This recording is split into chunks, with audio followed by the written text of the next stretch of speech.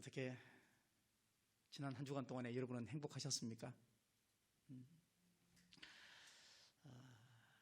예수님 믿으면서 행복하십니까? 자, 그래요.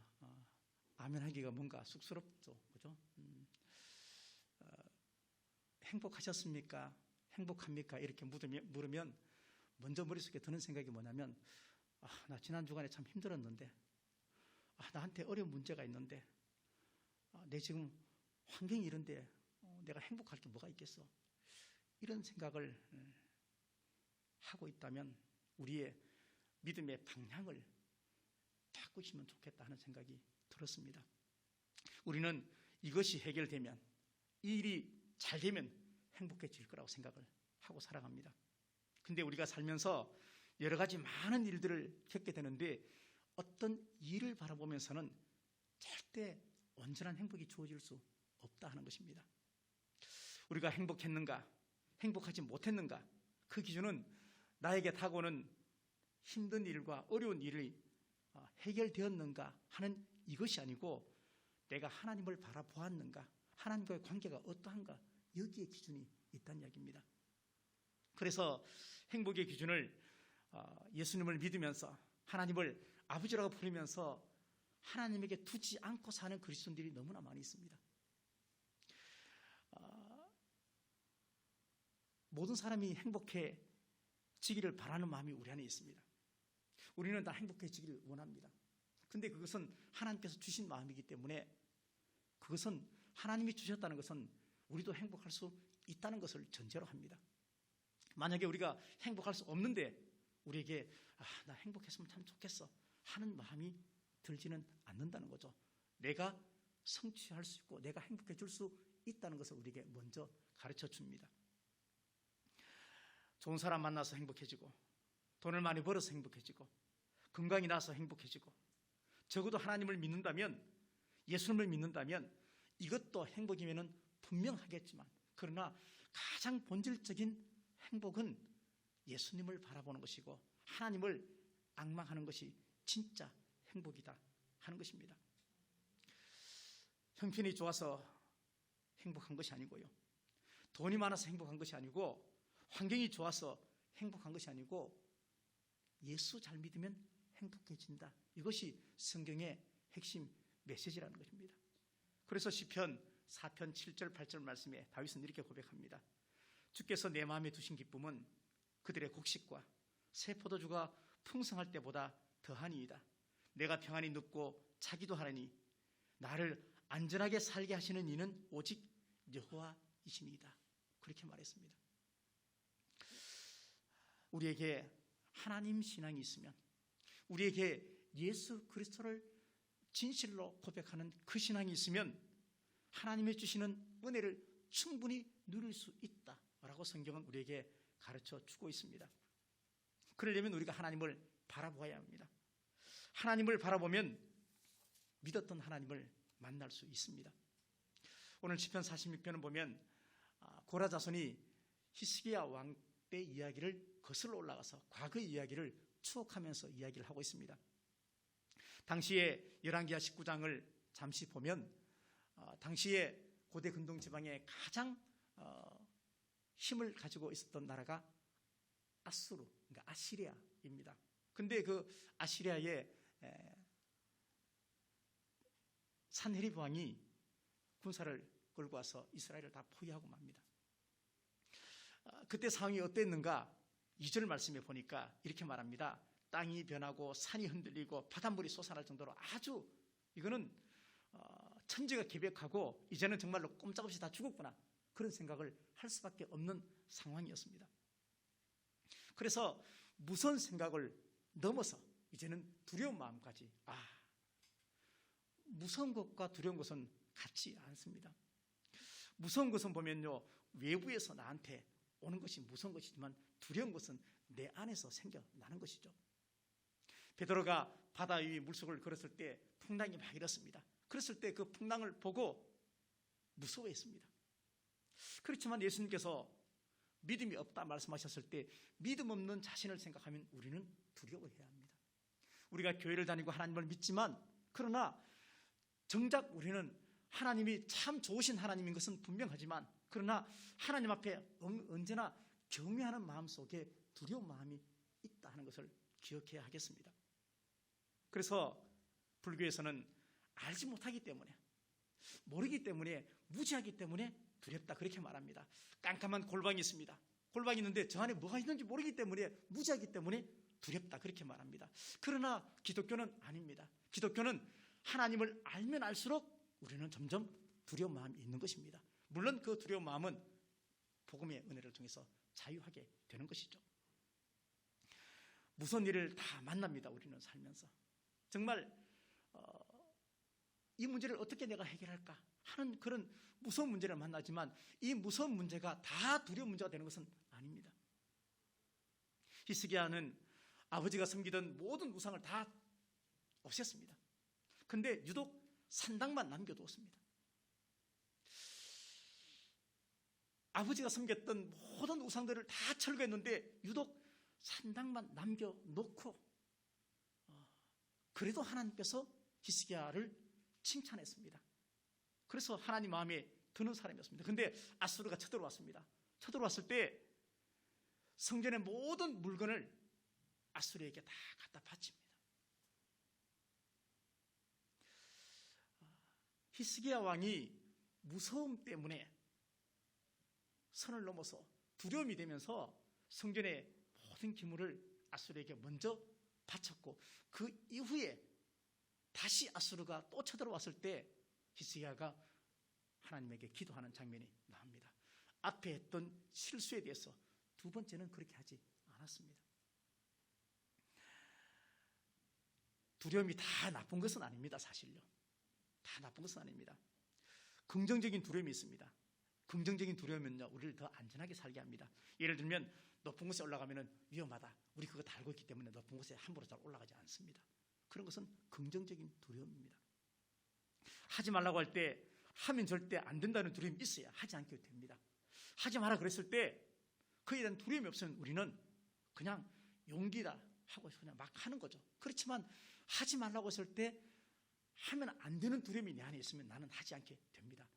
그런 두려움이 우리한테 때로 필요합니다. 그것을 가지고 긍정적인 두려움 그렇게 말합니다.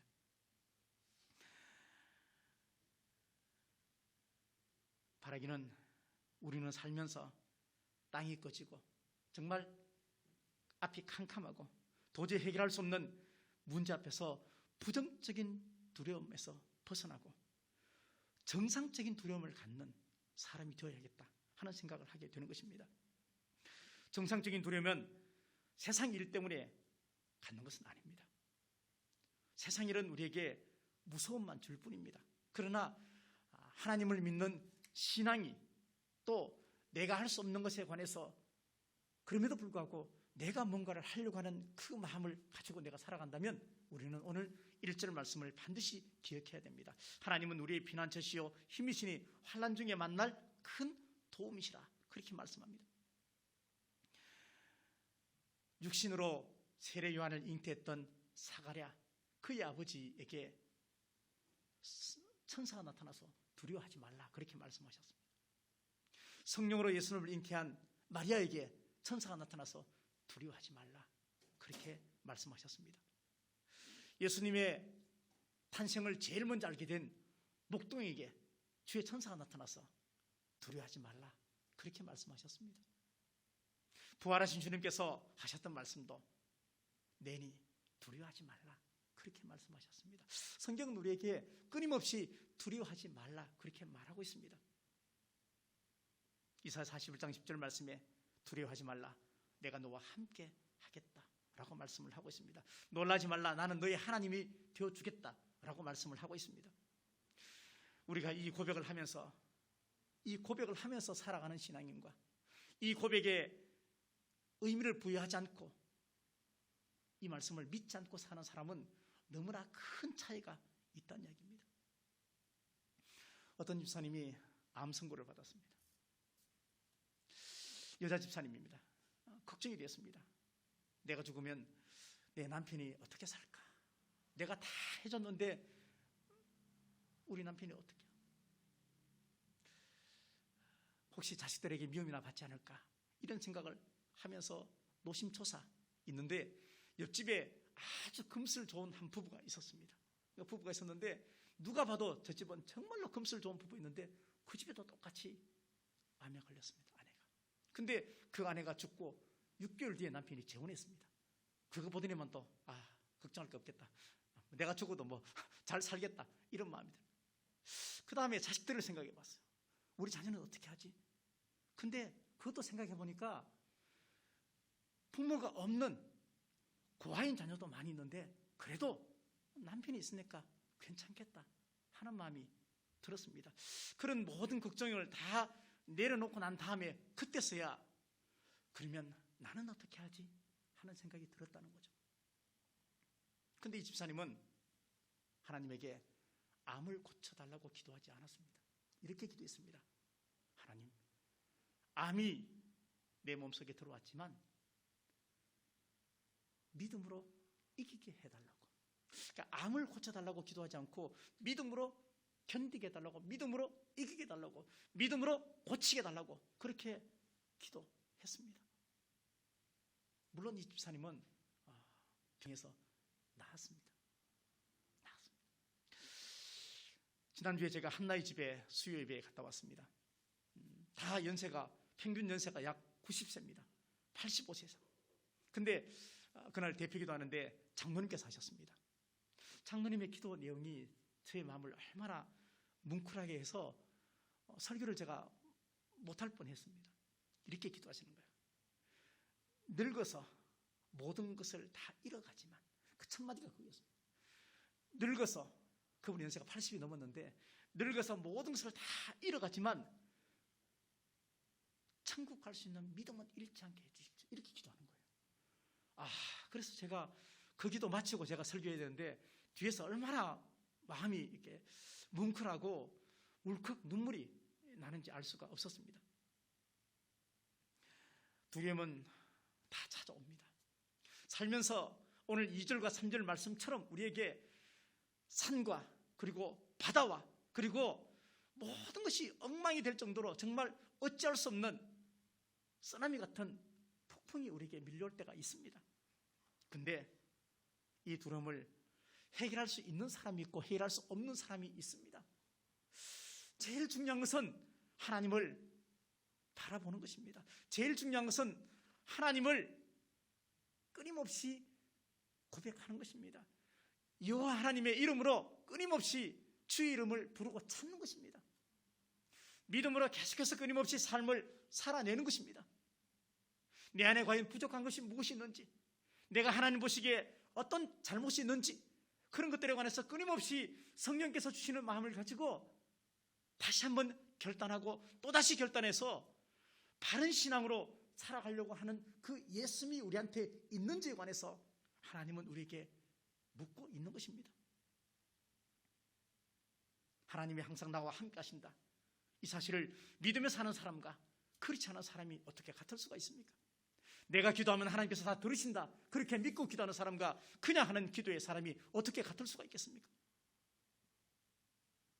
여러분은 그렇게 다가오는 두려움을 어떻게 해결하십니까? 예수 믿으면서도 두려움 속에서 그냥 살아가십니까? 혹시 그 두려움이 세상 때문은 아니십니까? 아니면 하나님 앞에서의 두려움이십니까? 두려움을 상징하는 말로 오늘 말씀해 보니까 반복적으로 사용하는 말이 있습니다. 우리가 읽지는 않았지만 흔들린다는 것입니다. 흔들린다. 그렇습니다. 우리에게 두려움이 오면, 우리에게 어려움이 오면 흔들립니다. 마음이 흔들리고, 관계가 흔들리고, 믿음이 흔들리고, 신앙이 흔들리고, 하나님을 믿었던 신앙이 흔들리기 시작합니다. 그래서 2절 3절 말씀에 산이 흔들린다고, 5절 말씀에 성이 흔들린다고, 6절 말씀에 왕국이 흔들린다고. 땅이나 산은 흔들리지 않는 그런 대표적인 상징적인 것인데 이것마저도 다 흔들린다는 거죠. 내가 좋을 때 신앙 절대 흔들리지 않을 것이라 생각했지만 어려움이 오니까 내 신앙마저도 흔들리기 시작하는 겁니다. 성이 흔들리고 왕국이 흔들린다는 것은 이 어려움 때문에 가정이 흔들리고 직장이 흔들리고 그리고 나라까지도 흔들린다는 것을 우리에게 상징적으로 얘기를 하고 있습니다. 그럼에도 불구하고 두려움의 결과 때문에 흔들리는 것이 결코 흔들리지 않을 수 있는 이유가 또 나오고 있습니다. 1절 말씀에 하나님이 나에게 가장 큰 도움이고 힘이고 능력이다 그렇게 말합니다. 5절 말씀에 새벽에 나를 도와주신다 그렇게 말씀합니다. 10절 말씀 후반부에 하나님은 세계 중에서 가장 높으신 분이다 그렇게 말씀하고 있는 것입니다. 여러분은 이 말씀에 대해서 아멘이 되어지십니까? 하나님께서 새벽에 나를 도우시고, 이 말은 뭐냐면 시간적인 새벽에도 도우시겠지만 하나님은 우리가 기도하면 제일 먼저 찾아와서 도와주시는 분이 하나님이라는 거예요. 사람이 먼저 와서 도와줄 것 같지만 근본적으로는 하나님께서 먼저 와서 도와준다는 거죠. 하나님이 나에게 가장 큰 도움이다. 이 말은 뭐냐면 하나님만이 우리의 마음을 헤아려 줄 수 있는 분이라는 얘기예요. 사람이 와서 힘들지 이렇게 해도 위로되는데 하나님께서 우리의 마음을 헤아려 주시고 하나님이 내 형편을 아시고 그래 그럴 수 있겠다 그럴 수 있겠다 아프고 울면 그래 울어라 울어야지 내 마음을 헤아려 주신다. 하나님이 그렇게 하신다. 오늘 시편은 특별히 마틴 루터가 종교개혁을 할 때 정말로 힘들고 어렸을 때 이 시편 46편 1절부터 3절까지 말씀을 가슴에 새겼던 말씀입니다. 그 당시에 종교개혁은 우리가 그냥 생각하면 종교개혁이다 이렇게 말하겠지만요, 누구하고 싸우는 거냐? 로마 교황하고 싸우는 겁니다. 아무리 개인의 의견이 옳고 정의로워도 공동체의 의견, 다수의 의견, 전제주의라고 그러죠. 전제주의. 국가의 힘에 대해서 대항하는 사람은 가만두지 않았습니다. 그 시대. 그 대표가 교황이었는데 그 교황의 생명의 위협을 무릅쓰고 1579년 10월 31일 날 11월 1일이 무슨 날이냐면 만성절이에요. 만성절은 뭐냐면 가톨릭에서 가톨릭에 있는 사람 중에서 성 어거스틴 앞에 성자, 예수님을 제외한 사람 성자가 있어요. 성인이 있어요. 그 성인을 다 이렇게 높이는 날이에요. 그래, 그 축제 때문에 사람이 많이 모이는 거예요.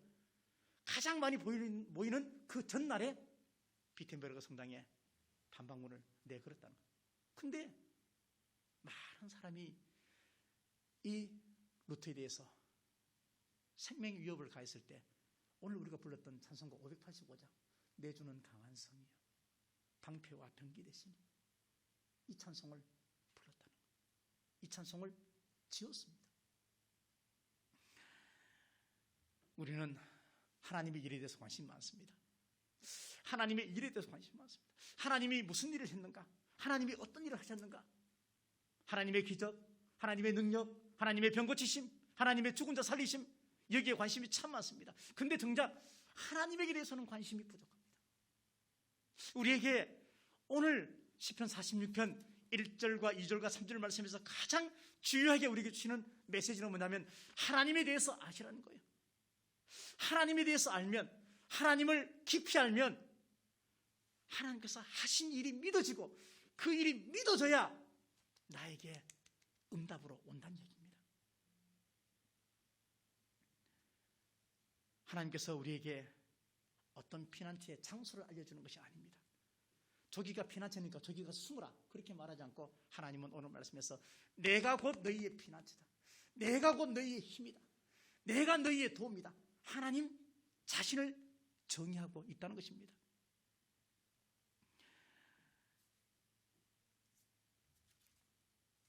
하나님은 빛이시고 하나님은 능력이시고 하나님은 전지전능하시고 하나님은 무소부지하시고 하나님은 방패시고 하나님에 대한 표현이 너무 많습니다. 근데 이런 하나님에 대한 표현을 내가 그냥 아는 것이 중요하지 않습니다.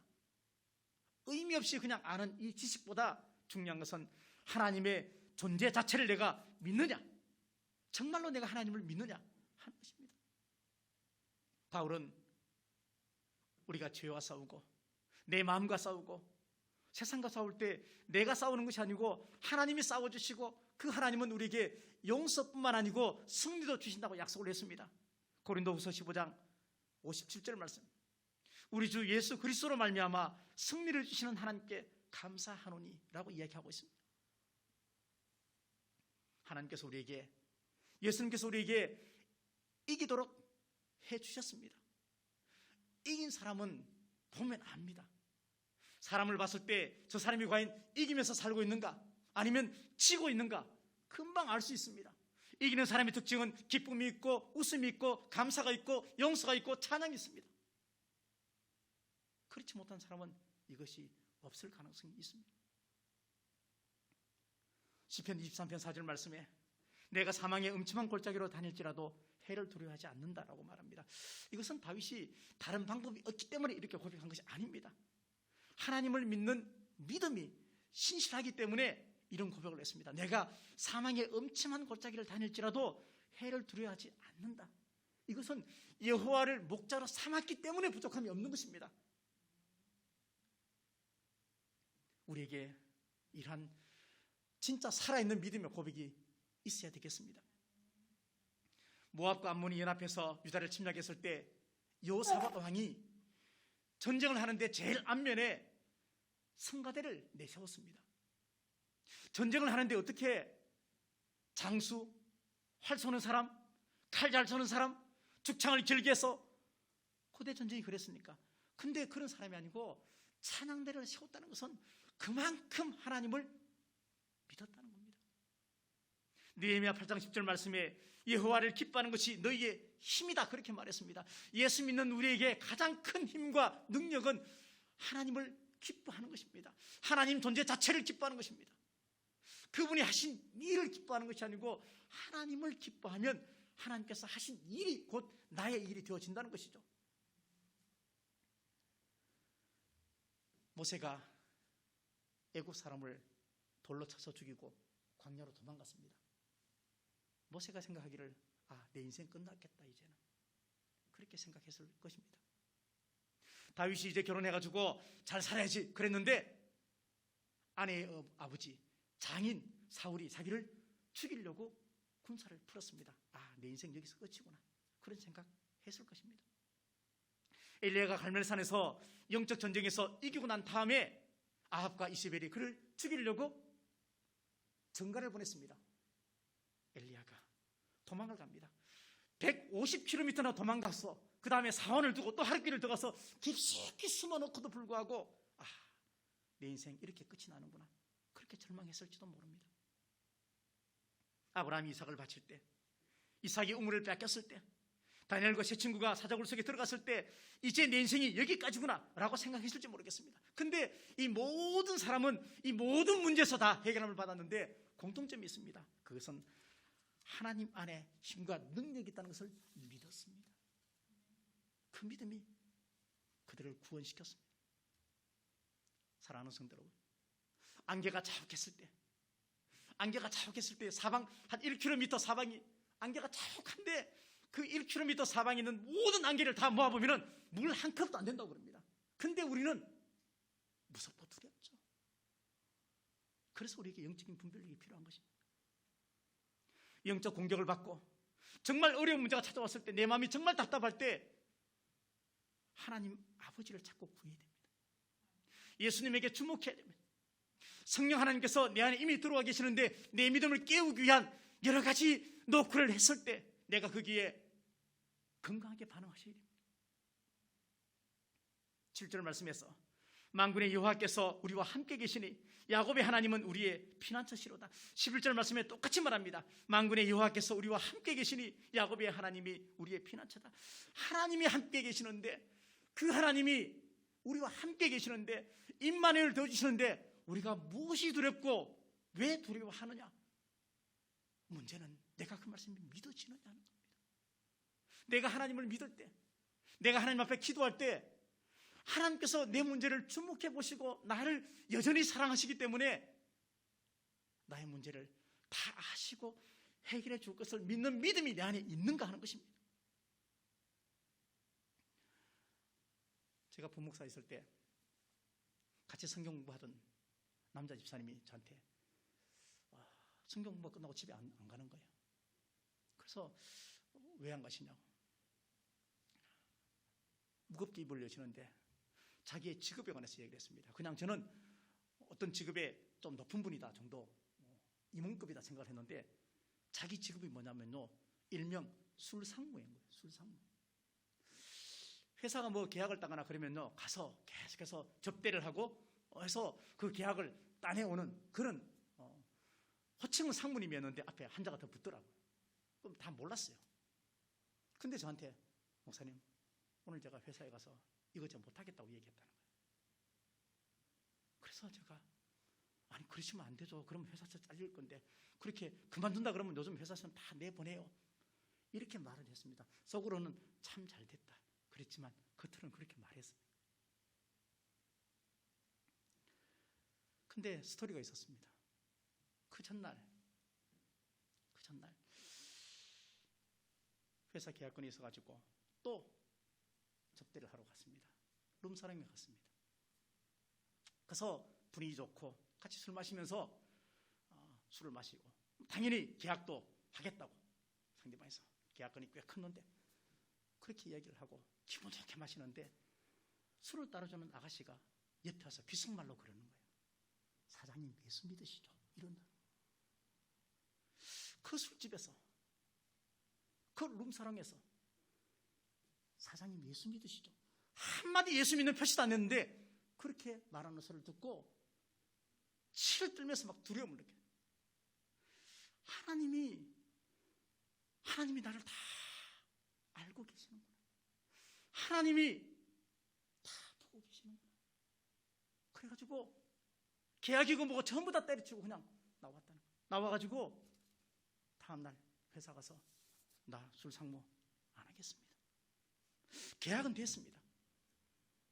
근데 계약하고 상관없이 하나님하고 자기와의 문제가 되는 거잖아요. 하나님께서 우리와 늘 함께 하시는 거 이거 믿어지십니까?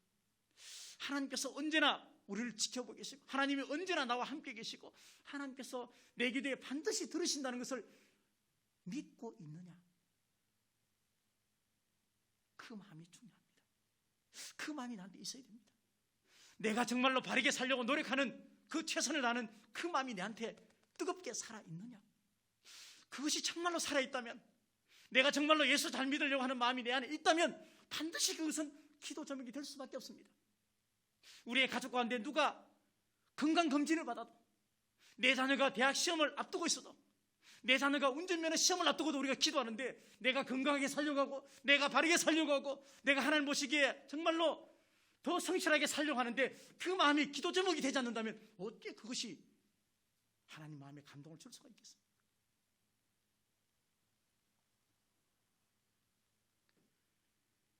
하나님은 우리의 피난처시여 힘이시네. 환난 중에 만날 큰 도움이시라. 이 말씀이 믿어지면 그 다음부터는 내 삶의 주인이 내가 아닙니다. 하나님이 주인이 되어주십니다. 그러면 우리는 하나님을 신뢰할 수 있고 어떤 상황 속에서도 우리는 담대할 수 있고 넘어지지 않고 흔들리지 않습니다. 중요한 것은 1절 말씀이 안 믿어지면 1절 말씀이 안 믿어지면 2절 3절보다 더 약한 것이 와도 우리는 흔들릴 수밖에 없다는 얘기입니다. 우리가 진짜 승리를 원하면 하나님께서 승리를 주시고요. 정말로 우리가 하나님을 믿으면 하나님께서 반드시 믿음의 증거를 보여주십니다. 문제는 승리하기를 원하는 그 믿음이 삶의 환경과 그리고 상황보다 깊으냐 얕으냐 하는 문제라는 것입니다. 우리는 예수님의 마음을 잘 알아야 됩니다. 예수님의 그 마음을 잘 아셔야 돼요. 예수님께서 때로는 악한 말로 꾸짖기도 합니다. 베드로에게 이 사탄아 그렇게 말을 하기도 합니다.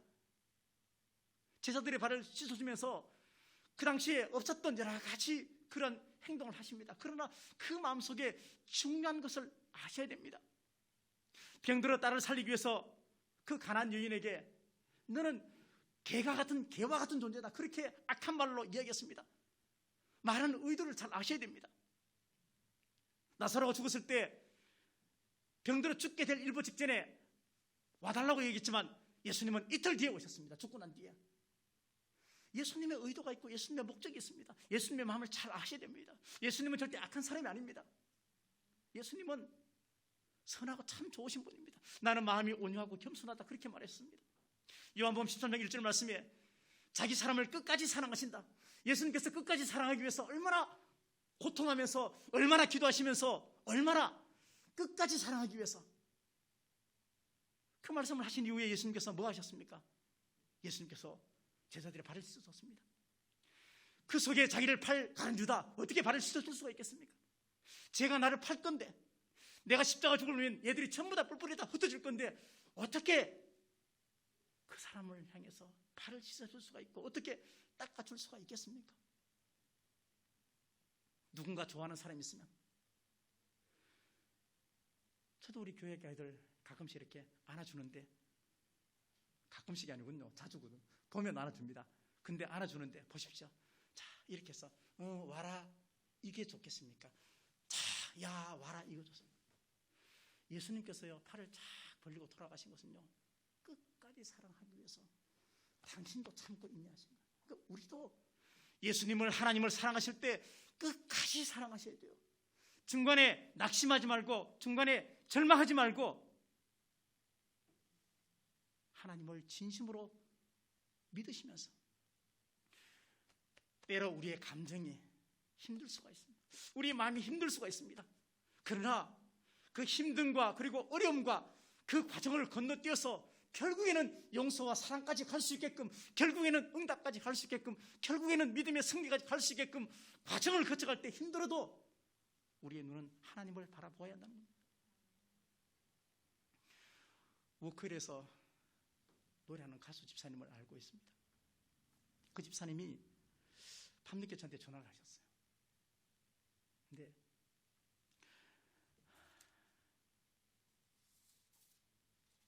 카톡을 보냈습니다.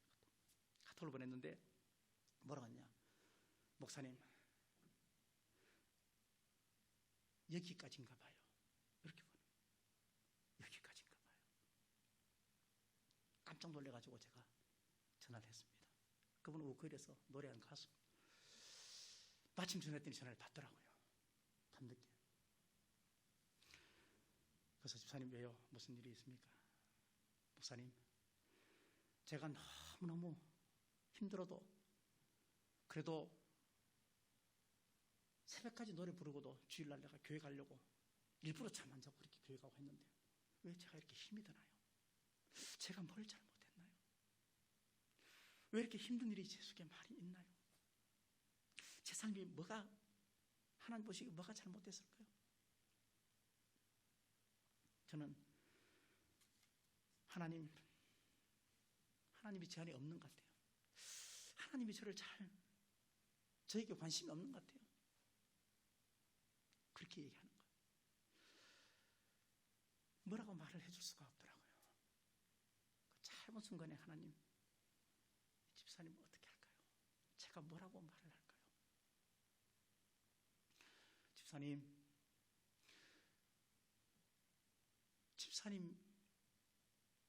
하나님께서 집사님을 너무너무 사랑하셔.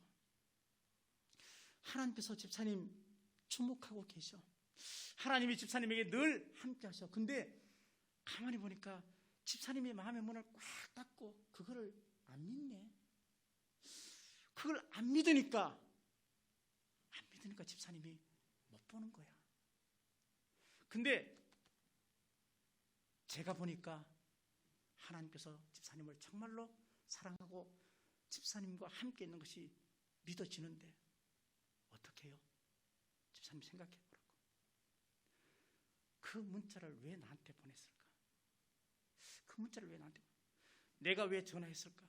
그 문자를 보내서 내가 전화하고 집사님이 아무리 하나님께서 가르쳐줘도 안 믿으니까 내 입을 통해서 그걸 말하라고 한 거예요.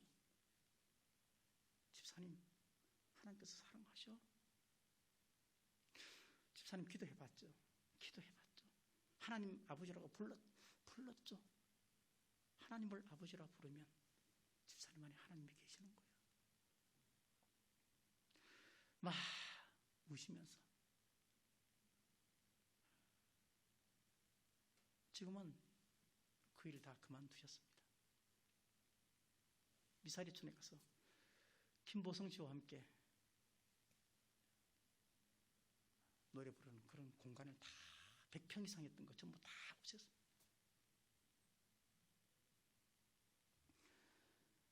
인문학을 들어도 사람이 달라진다고 합니다. 좋은 강의 들으면 사람이 달라진다고 합니다. 심지어는 절에만 갔다 와도 우리 마음이 편하다고 합니다.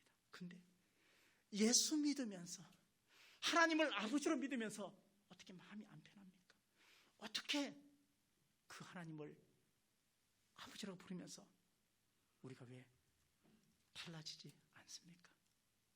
마음 수련만 잘해도 마음이 달라진다고 증산도에서 사람을 그렇게 모으는데 사람들이 벌떼같이 간다는데요.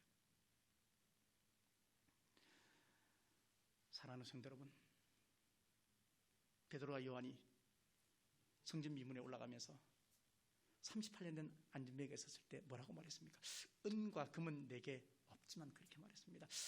베드로와 요한은 돈 없는 거 부끄럽지 않았습니다. 아니, 위축되지 않았습니다. 이게 문제가 되지 않았습니다. 만약에 베드로와 요한이 돈을 줬다면 이 38년 된 병자는요 평생 거기서 빌어먹고 살았을 거예요. 근데 돈이 없었기 때문에 그는 고침받았습니다. 없는 것이 문제가 아닙니다. 중요한 것은 우리한테 있어야 하는 것이 없을 때가 문제입니다. 하나님을 믿는 사람이 있어야 하는 믿음이 없으면 문제입니다. 없어도 되는 돈, 없어도 괜찮습니다. 그러나 믿음은 우리한테 있어야 합니다. 기적의 목적이 뭡니까? 예수 믿게 하는 게 기적입니다. 고난의 목적이 뭡니까? 예수 믿게 하는 게 고난의 목적입니다. 기적이든 고난이든 다 예수 믿게 하기 위해서 하나님께서 주신 겁니다.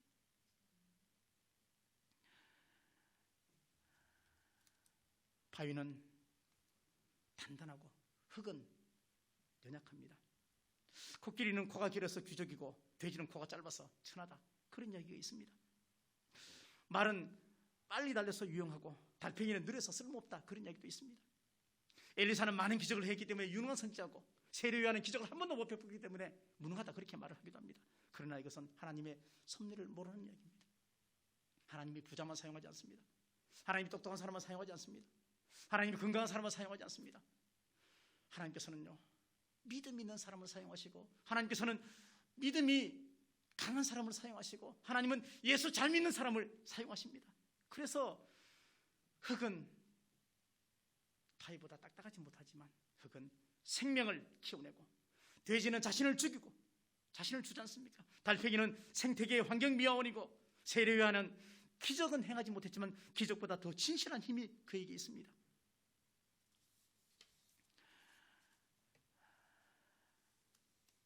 오늘 1절 말씀에서 하나님은 우리의 피난처시여 힘이시니 환난 중에 만날 큰 도움이라 라고 이야기를 하고 있습니다.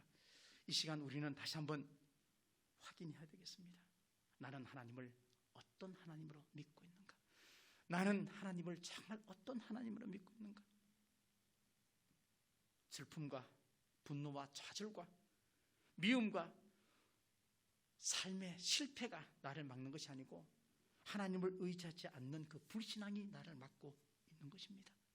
그렇다면 우리는 생각을 바꿔야 한다는 것입니다. 사람 때문에 다녔던 교회가 이제는 하나님을 바라보면서 교회 다녀야 되고, 목사 때문에 교회 다녔다면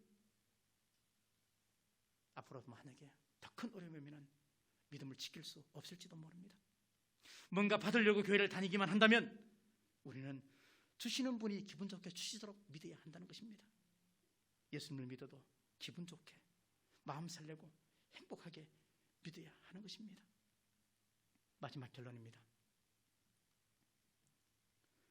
노예 목사님 중에 한 분이 코로나 관련해서 집에서 자가격리를 하게 되었습니다. 자가격리하면서 다 자가격리를 끝내고 난 다음에 감상문을 저희 단톡에 올렸는데 나온 내용을 제가 잠깐 소개하겠습니다. 자가격리 딱 되면서 이제는 좀 편안히 쉬겠다.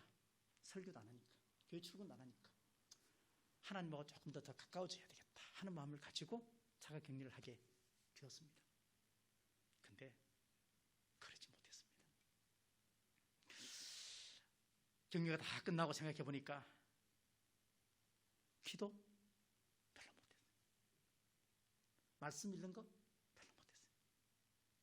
그냥 시간만 하염없이, 마음은 온인데 시간만 하염없이 그냥 보냈던 것을 카톡에 올리면서 바빠서 하나님에게 기도 못했다. 힘들어서 여러 가지 핑계를 대지만 그 핑계 전혀 의미가 없다. 그렇게 단톡에 올린 내용을 보게 되었습니다. 바울은 자기가 가장 좋아하는 모든 것을 배설물로 여겼다 그렇게 말했습니다. 배설물은 똥이잖아요. 여러분은 돈 제일 좋아하잖아요. 돈을 똥처럼 취급할 수 있습니까? 고난이 다가올 때 내가 변하지 않으면 고난이 끝나지 않을 수도 있습니다. 내가 변하면 고난이 끝이 날 수 있습니다. 내가 변하지 않으면 여전히 고난이고, 내가 변하면 그것이 고난이 아닌 감사의 조건이 될 수도 있습니다. 사랑하는 성도 여러분, 하나님께서 기뻐하시는 삶을, 하나님을 온전히 신뢰하는 삶을 오늘 1절 말씀이 정말로 믿어지는 은혜가 우리 속에 있어야겠습니다. 그것이 바른 신앙 생활입니다.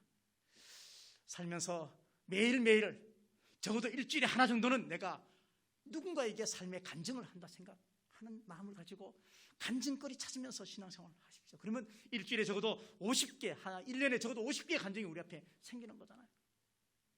50개 간증.